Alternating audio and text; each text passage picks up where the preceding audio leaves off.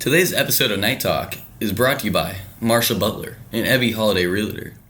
Hello, my name is Marsha Butler, and I'm with Ebby Holiday Realtors right here in Frisco. I know that selling and buying a home are among the largest financial decisions most people will ever make. So really, it's quite simple. People come first, and your satisfaction will always be my first priority.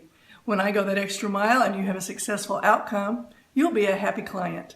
Call me today, Marsha Butler, at 469-388-2818. I'm looking forward to visiting with you. And by Regions Pest, a scientific approach. Welcome to episode 5 of Night Talk. I'm Brett Friedman. Joining me today is Brendan Kauser.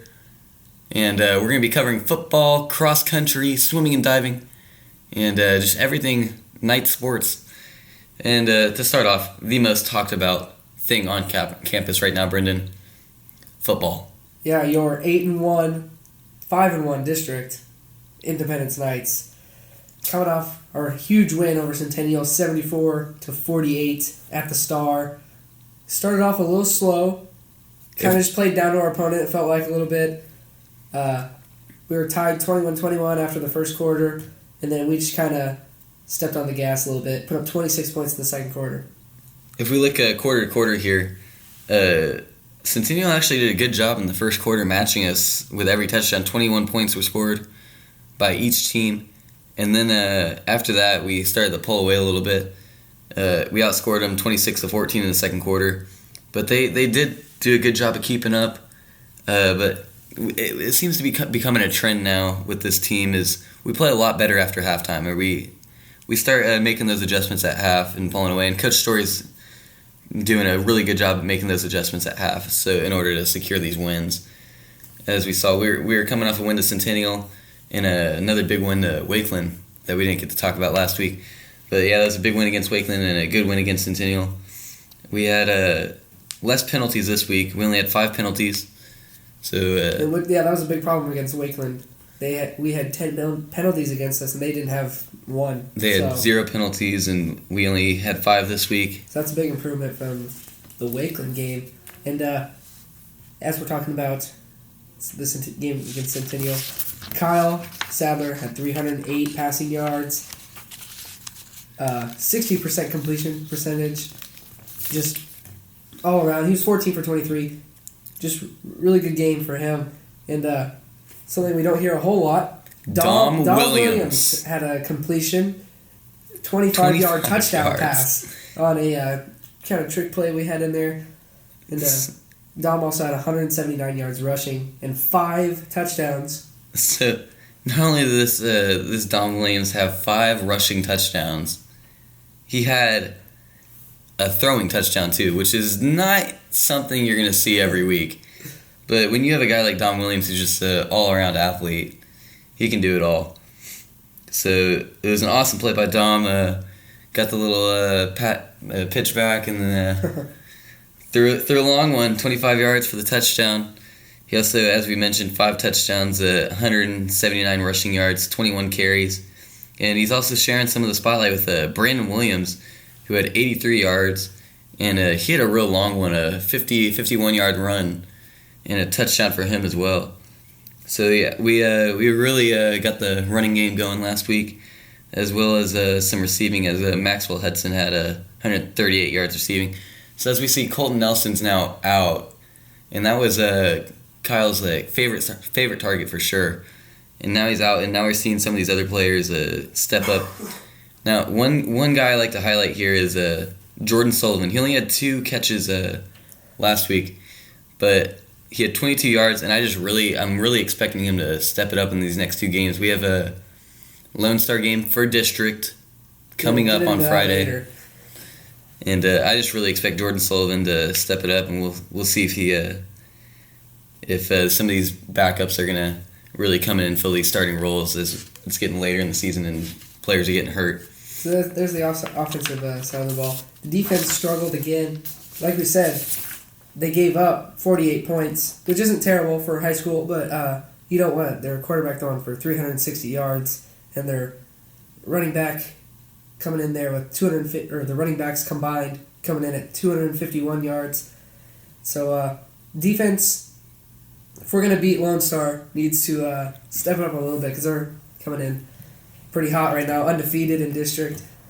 But anyway, over the season, Kyle Sadler's sitting at 1,873 yards, really throwing the ball well.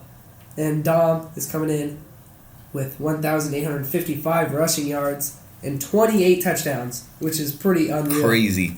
Dom also has 339 receiving yards as well, so that puts him over 2,000 all-purpose yards this season alone. Also, as we mentioned on the defensive side of the ball, we struggled a little bit, but we do have some very key players that are really stepping it up and just allowing us to squeeze out with some of these close wins, like against Wakeland and such. Logan Brungart, name we like to talk about a lot here on Night Talk, has 113 tackles, and that's crazy. He's only a sophomore here.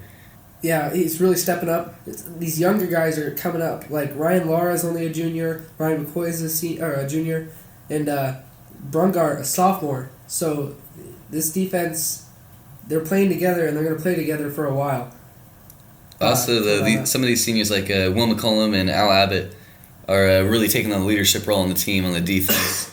As we know, Al Abbott's been called the quarterback of the defense quite a bit. He has 107 tackles right behind Logan. And it's just really nice to see some of these younger guys have good people like Al Abbott and Will McCollum, and as well as Daniel Boffman, just to name off a couple to look up to and follow in their footsteps.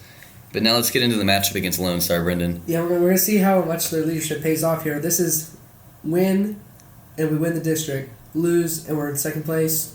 And we're good. Nothing changes. We secured our playoff spot. But Lone Star's coming in. They went to state last year, the East State Championship, and lost. And they're coming in with the same team pretty much. They got Jason Shelley at quarterback still, and Jalen Dixon still there. So, they're the same team that went to state last year, and they're coming off a huge win over Reedy, where they beat them 52-0 last week. So, we'll see what we can do against them. They're in first place, we're in second place. We secured our playoff spot. Winner wins district. We play November 11th in our first playoff game ever as a program against McKinney North at the Star at 7 p.m. So make sure you're there. So just to make sure we're clear on that, this Lone Star game is only for the district. Nothing happens if we lose. It would just be huge. If we win against Lone Star, it gives us the district championship, and I believe we'll be. Definitely. And I believe we'd be the youngest program to win district in the Frisco district. That sounds about right? Yeah, we're a 3-year program. So yeah, we got a big game against Lone Star. It's one of the team's goals, as we heard Coach Story talk about in his press conference earlier today. One of his goals at the very beginning of the season was to get in a position to where we could play for the district spot. And he's definitely done that. We also secured our playoff spot. As Brendan said, we play McKinney North, who isn't looking as good as other teams this team's played, but we still got to go out there and, as Coach Story says, go 1-0 every week. Yeah, McKinney North is a team that lost to Centennial, so that just shows you. That should tell you something a little bit. But everyone here around campus is looking forward to that first playoff game that Independence will have. But now we're going to go ahead and switch gears into swimming and diving. That's coached by Coach Yates. And we have a lot of really good swimmers and divers here at Independence. We have some new school records coming in from these last couple meets. Noah has a record in the 200 freestyle he got at the South Lake Dragon Hunt meet, and a 100 freestyle against Lone Star and Heritage at the tri-meet.